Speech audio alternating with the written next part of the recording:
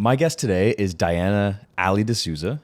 Diana is an award-winning leader in the health and wellness space, recognized with the Order of Ontario, the Harry Jerome Award, and National Builders Award. As a governor of the University of Toronto and founder of the Access Empowerment Council, she champions marginalized youth and spearheads transformative community initiatives globally, founding or co-founding more than 21 outreach programs for underserved populations. So in your own words, who is Diana? First of all, Monty, thank you so much for giving me the opportunity to be part of your Be Bold series. My pleasure. I am in awe knowing that I was chosen amongst thousands and thousands of Canadians. My 74-year-old story is a woman filled with resilience. I grew up as a young girl from Mumbai and to loving parents. My father, Vivian, and my mother, Irene, were really my teachers. Like the Creator above, they were my guides. I grew up in a convent school called St. Anthony's Girls High School that housed orphan children. My mother and father felt like we need to always realize that those who don't have parents need families. So each day I was asked to bring a child home for lunch. My mom basically gave my towel to one of the young girls to wash her face and hands because we often ate with our hands. And so you wash your hands and your face and all. And I was very upset with my mom for giving my towel to this orphan child. And I said, Mom, I don't want them to use my towel. They've got germs on them. My mom was very, very angry. Diana, shame on you. Shame on you. Where was our advice to you, our wisdom to you on treating everyone equal? You've lost that. This is a child of God, and so are you. So why don't you learn to respect this young life and anyone else who comes in his home from now onwards? Don't you ever humiliate and demean them. And that was the day my life changed, to a point where I felt like, you know what? I've really got to look at those who are less fortunate as me, bringing them fortune, rather than saying that they are not at my level.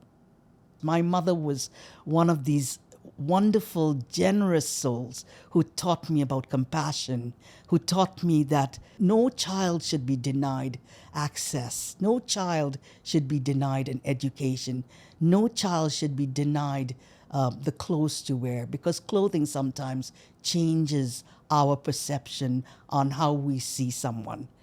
My father was the humorous one, a heart full of gold, a Santa Claus.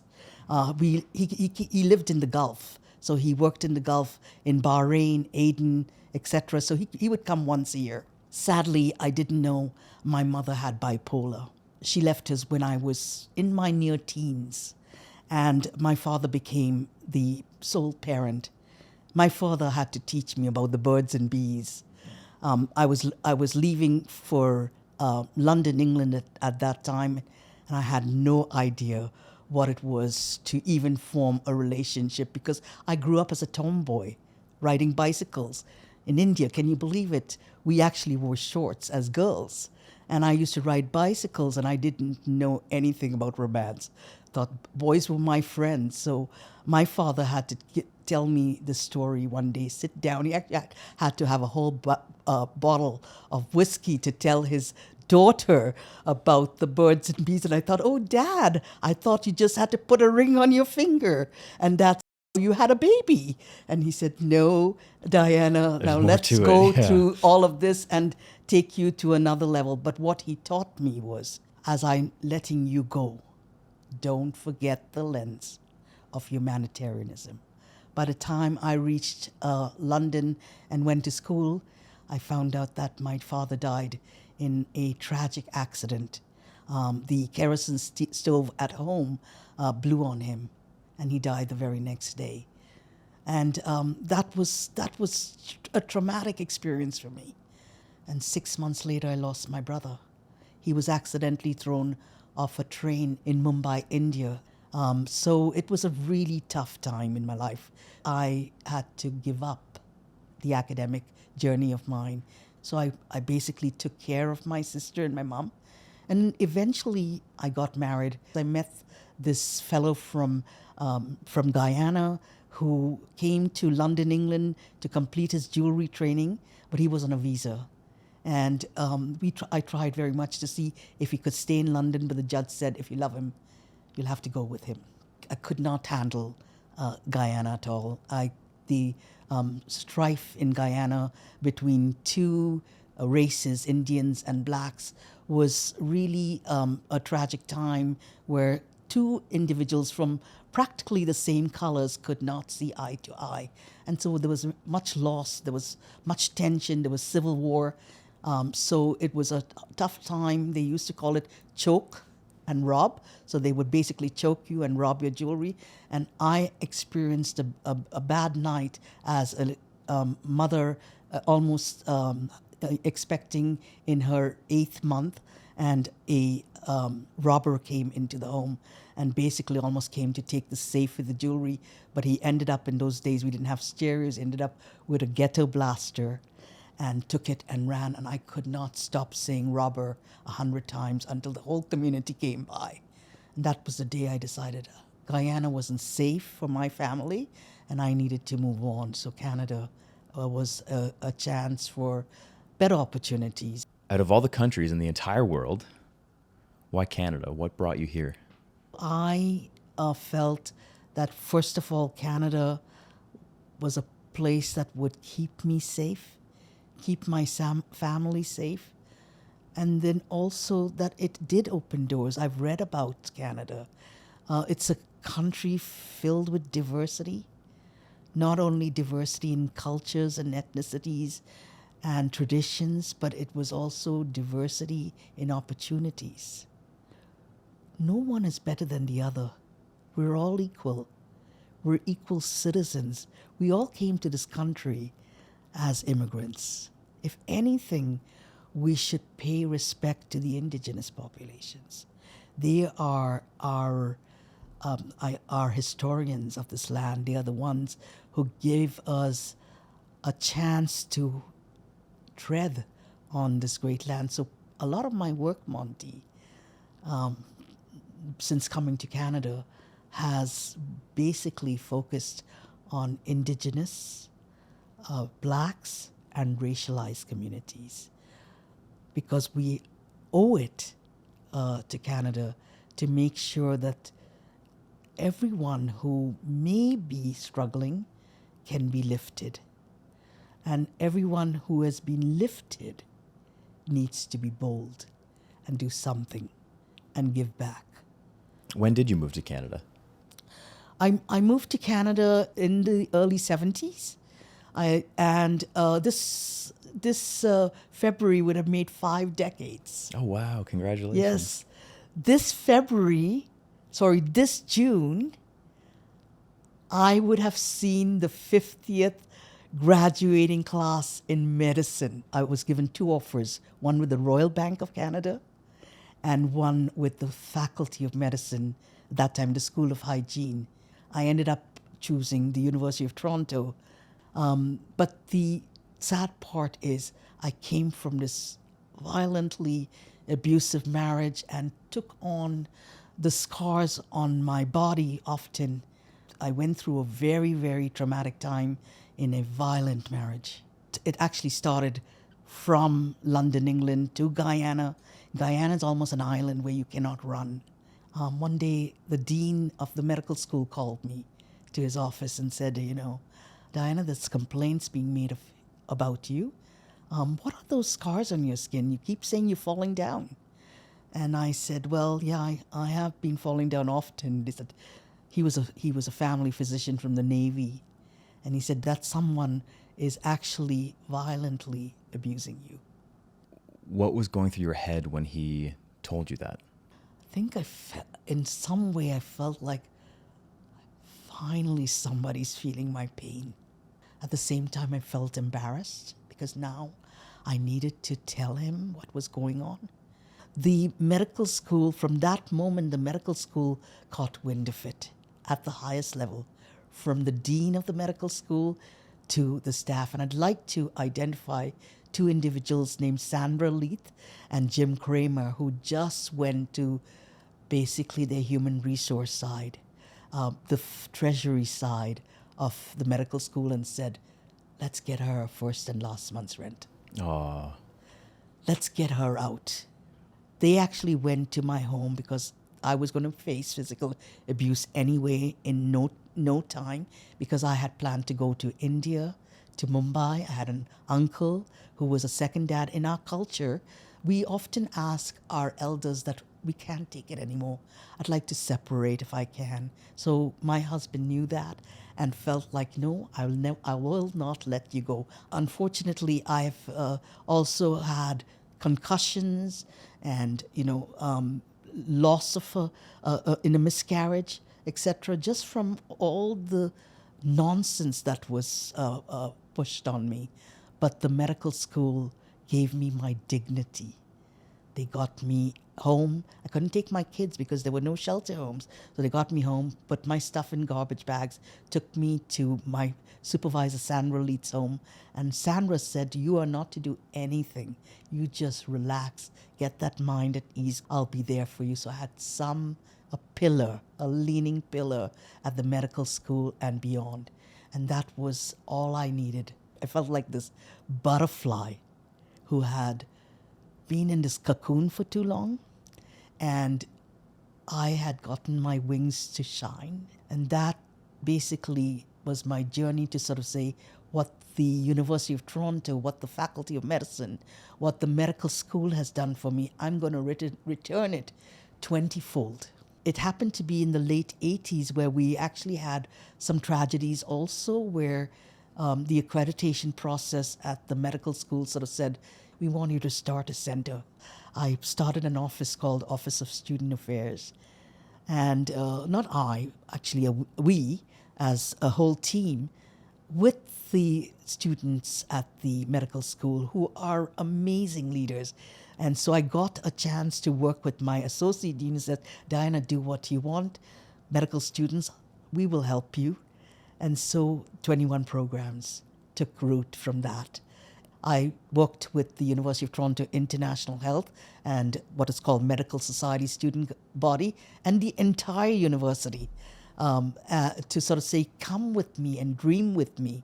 And so we started programs called the Saturday Tutoring Program, the Summer Mentorship Program for Indigenous and Blacks, the disabled, the elderly, the isolated seniors, name it. We had 21 programs by the time I left medical school, retiring. So what kind of stuff were you doing at U of T? What was your career trajectory? Yes. So I started as a clerk at the School of Hygiene. And the School of Hygiene merged with the Faculty of Medicine. And all the staff, faculty, and all moved into another building. And so I got a promotion immediately in this new venture, still overseeing some of the diploma programs in community health administration, etc. But the Faculty of Medicine saw that I had really the competence to do far more than they would have ever expected. And so I got another promotion as the financial and awards officer, overseeing the bursaries, scholarships, awards for the entire medical school. So many could not afford medical school. So many could not afford to even finish beyond. And I could offer them a bursary, a loan, a scholarship, name it. Eventually, I got to be the head of all of undergraduate medical education, overseeing registrarial, student life, mental health, all of the examinations for the faculty, name it. I was overseeing the entire running of a curriculum for 7 teaching hospitals almost. In order to go into healthcare, you need to have the tools of interpersonal communication, compassionate spirit, and a human spirit to give to others. And so I was able to basically merge my personality with theirs and build on so many wonderful programs in the faculty that are now kind of the jewels of our Canadian society. It's like threaded into all we do. So it's been really a wonderful moment in my life. I'm continuing, by the way, Monty, to work with municipal, provincial, and federal partners to ensure that we make sure that racialized individuals get into some of these positions, but also women are at the forefront of leading our country, our province, and our municipalities. We've also done some international humanitarian work. So tell me about the Himalayas. I retired in 2012, and it was actually a bittersweet time in my life. Leaving after 38 years of serving the most amazing, noble medical school to now thinking, where am I going with my life? And so I ended up going to India, actually, not even to the Himalayas, looking for a satellite to see what I can do in terms of mentoring, because I had the tool set to do something that was possible.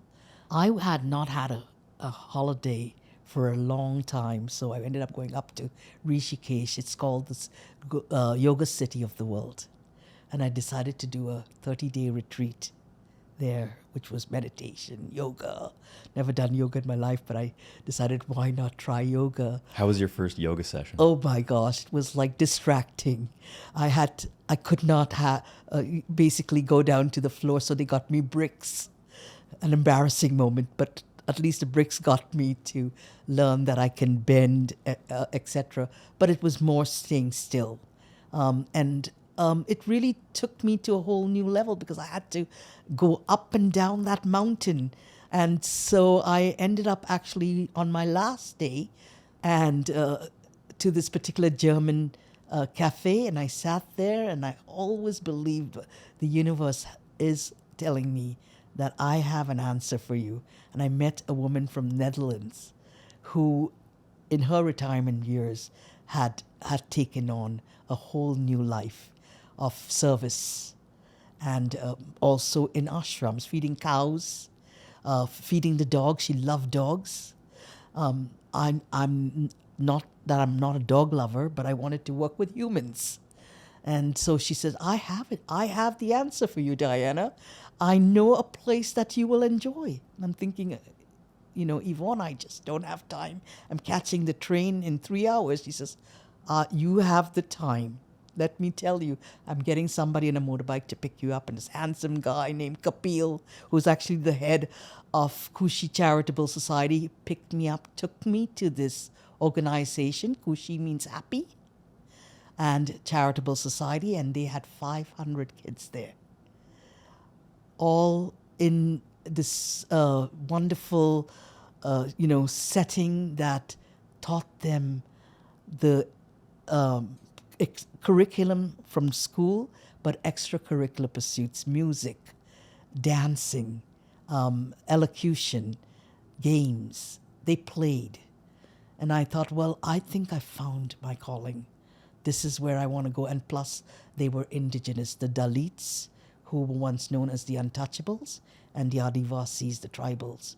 Many of them are migrants from the very poor villages of theirs, looking for better prosperities, and their children needed something. This is actually a NGO that was started from somebody who actually came to the Netherlands and ended up realizing how much poverty there is besides all the privilege of many foreigners who come there.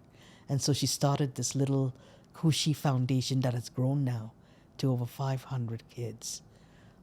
So unfortunately, when I was there, I did not like the way the teachers treated the children. They would call them dunces. Really? Still? Yes, still. That was 13 years ago now. They would hit them. They would make them kneel down and put their hands to their ears. And so when I went back to my hotel, I just couldn't sleep. I decided, no, I'm writing a 4-page letter to Kapil, the headmaster, that this is not something that anyone should tolerate. The word Kushi, meaning happy, does not, in a sense, bring happiness to these kids. So I'd like to see some changes if they want me to be a philanthropist with them. About a few days later, when I returned, he said, would you like to teach? I said, why not? And in 3 days, they were changed from dunces to children with potential. We should water the plants and see them grow, not deny them that positive feeling that they all deserve. No one is better than the other. And so my life began. I taught 59 kids, and they grew today to be the first pharmacist, the first healthcare practitioner. You're making me cry. I see that. Monty, I'm about to cry myself. I'm holding it back. I have taken that orphan child who was not allowed to use my towel and use my towel now on every child. From the pain of abuse or the pain of losing my family, I have found new purpose, new meaning. And my kids in the mountains love me, by the way. I'm 74 and they have learned English now. And they say, ma'am, you're not 74, you're 47. Let's reverse the age. Nice. You look youthful. Yeah, you yeah. feel youthful. You are youthful. So I'm feeling younger, as I've just recently returned from the mountains after serving 6 months. I do this year after year, by the way. So do you go to the? Can you remind me what the place was called? Rishikesh. Do you go to Rishikesh every 6 months? No, Like on and every off? year, year alternate. I couldn't go through during COVID. I chose to work in Rishikesh for a period of 6 months for a reason. You can't do anything in matter of weeks. A lot of foreigners come, by the way, and it's optics. It's like I just want to show that I do good and show the world that, here I am making a difference. I'm not there for that reason. I'm there for a purpose. I want to feel the kids. I want to see what they go through in their day-to-day lives. How my conversations are not about let's talk English. My conversations are tell me about the difference between a village and a city. Tell me what you do at home early in the morning when you get up. What is it you do? Because they make chapatis. Chapatis are like the pita bread. It's a roti. And I can barely make one chapati in like a matter of seconds. They make 40 chapatis for an evening, and their breakfast, they are the ones. The children get up early in the morning.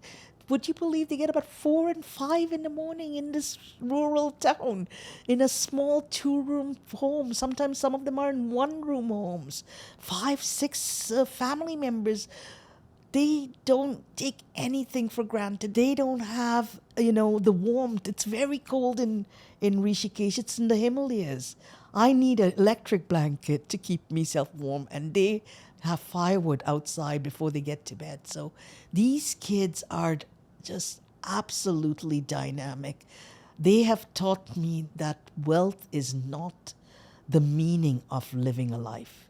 It's about family. It's about community. It's about, the confidence they build is just living each day for a purpose. Respecting, having values, respecting your family, teaching your elderlies. In fact, they would touch my feet to their heart, and I'm saying, you don't need to do that. Let's hug. Let's hug. They don't know how to hug their parents. Really? No. Their parents don't say, I love you. I have to say, I love you, because I have always been the type of person who will tell you, forget you're not my child or my family, I love you. So I taught them all of those things. I felt like, come on, let's open up and talk about, honoring each other. Honoring does not have to be just sort of saying, ma'am. Come on, let's hug each other before you go. So let's do the hokey pokey. Put your left hand in, put your left hand out, and then shake it all about, and then let's hug now. Come on, give a big hug. And thinking like, our teacher's a mad lady. She's like, where did she come from? And then eventually now I go back each year and they say, ma'am, are you not doing the hokey pokey? Because that hokey pokey brings us all together, with a hug. So there's a lot of things that I've also brought from my own life, and they have given me a chance to appreciate them with nothing. They are far more than what we ever thought of them as. They are my inspiration, my aspiration. Talk to me about the Access Empowerment Council. The Access Empowerment Council is something I dreamed about just before I retired from medical school.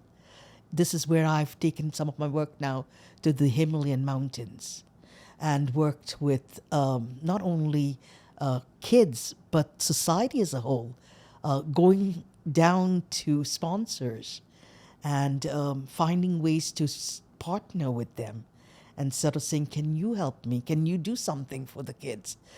Besides tutoring, besides supporting kids, is what else can we do for the kids? They need clothing. So I work with a group called Crisis in the City. David Walsh one day said, Diana, you're on your way to India. Here, I'm giving you some funds. Do as you want. Kids used to come with plastic bags, torn plastic bags with their textbooks in there. So I said, come on, every kid is going to get a bag. So for years, I've given every alternate year, I've given backpacks to the kids. But this year, Kapil Devbis from Kushi said, Diana, kids can't afford a pair of pants. This is an after-school program. During the day, they have uniforms. But in the evenings, they don't have uniforms. I found out a couple of young boys didn't go to the after-school program because they didn't have a pair of pants. Or some kids don't come with torn outfits, or they have hand-me-downs or something. So I basically took the funds that were donated to me and some of my own funds, and every kid got a tracksuit. So they all came with pride because Kushi is at the back of that tracksuit. So were the backpacks, and they walk with that backpack. They still have it, and that tracksuit, and onwards they go into the schools thinking like, wow, now I no longer feel inequitable. Mm-hmm. Some kids have clothing that their parents have bought for them and some don't. But all in all, Access Empowerment Council has taken me to many possibilities of serving the underrepresented, marginalized populations in Toronto as well as in the globe. I also help other places in the globe. What did you learn from the kids in the Himalayas? What do you take back home with you? They have given me the knowledge that wealth doesn't have to be finances. Wealth has to be purpose. They are purpose-driven. They want to get out of poverty. So they yearn for education. We take it for granted. They don't. Give them a list, by the way. What would you like to be when you grow up? And they will give you the same answer as a privileged kid. I want to be the prime minister. I want to lead the community. I want to be the director in a business. I want to be a hotel manager. I want to be the director of a pharmacy, and one is now, by the way. I come back realizing I can't sit on my laurels, expecting that I've done my duty now. I've given them 6 months. I have a task far deeper than what I left. What's been a challenging time in creating these organizations? How to keep it all together. I have worked 36 hours a day. there is not enough funds. There's not enough staff. Very tough to manage all these programs. And you also did work with the Nelson Mandela's Children Fund at one point. Yes. I was one of the lucky ones. I was sought out because of my work with Black and Indigenous kids and the work I've done in medical school. And so in the early 2000s, I was asked to join the board of directors for the Nelson Mandela Children's Fund Canada. Nelson Mandela had come in the 90s to Toronto. He had 40,000 children at the Sky Dome because his dream is to bring them into his vision of legacy that we need to make the world better for kids on the street. And so the foundation he set was globally, but Toronto took a big role, and I was so blessed to work with community giants in a board, an advisory board, and think about the sustainable goals for South Africa, for the children of South Africa, for education, for health. There's a Nelson Mandela Hospital now in South Africa. So one of the concerts I basically organized, because I told you I just don't work, I partner. And I got the medical school to run something called Rhythms and Dance. And we raised $10,000 for South Africa, for Nelson Mandela's Children Fund. So tell me about this guy. Sure. So You can yeah, talk. so- I'm showing my camera. That's okay. Or maybe the wide camera. Well, Monty, that's the Harry Jerome Award. It's given for Black excellence by the Black Business Professional Association of Canada.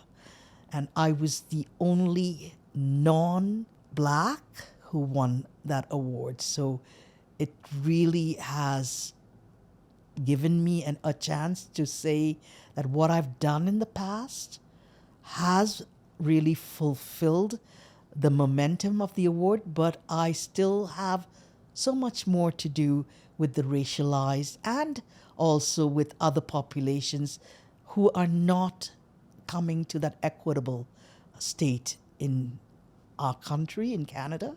Canada is still the country filled with diversity, but there's so much more room to do more. So now tell me about the National Builders Award. What is that, and why did you receive that? So it's the Canadian Nation Builders Award. So the award actually that was given to me was for youth empowerment.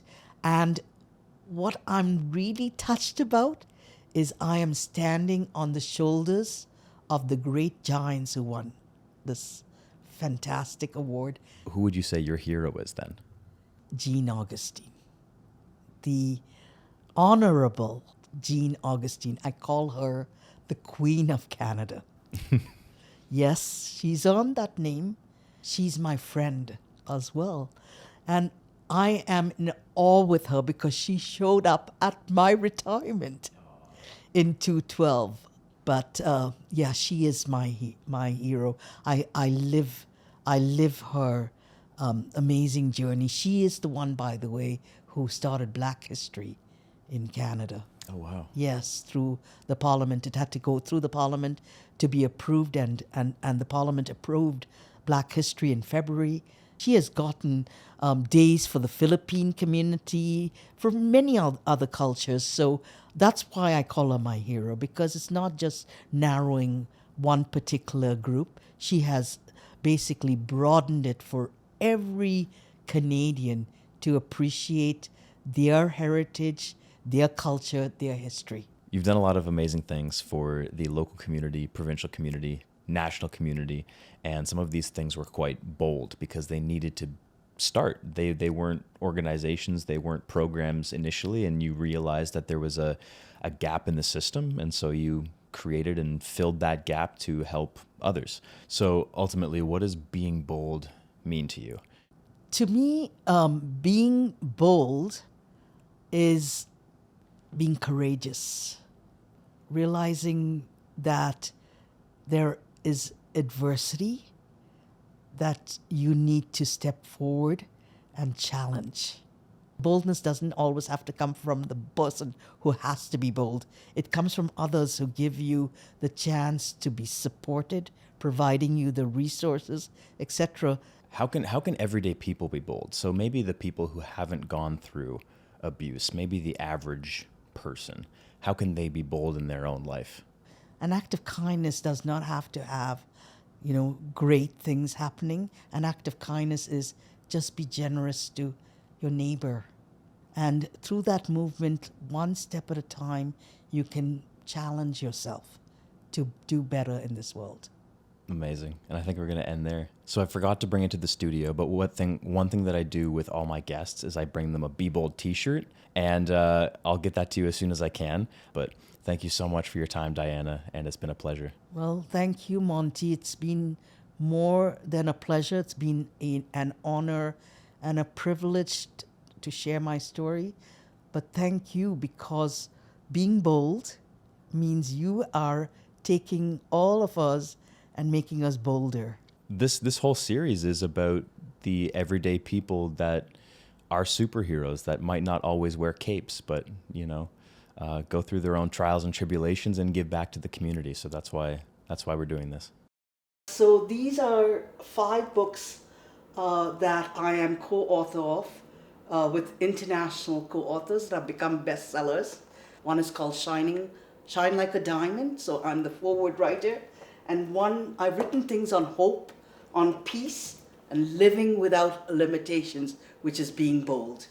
But one of the initiatives I'm proudest of is the guide that a team of interfaith leaders with the National Council of Jewish Women of Canada, the Toronto chapter, have put a guide together on domestic violence against girls and women. And I am one of the co-authors of it, but also a donor funding this project so that it is sent out widely to faith leaders. Whenever anyone struggles with domestic violence, there is hope now through the faith communities.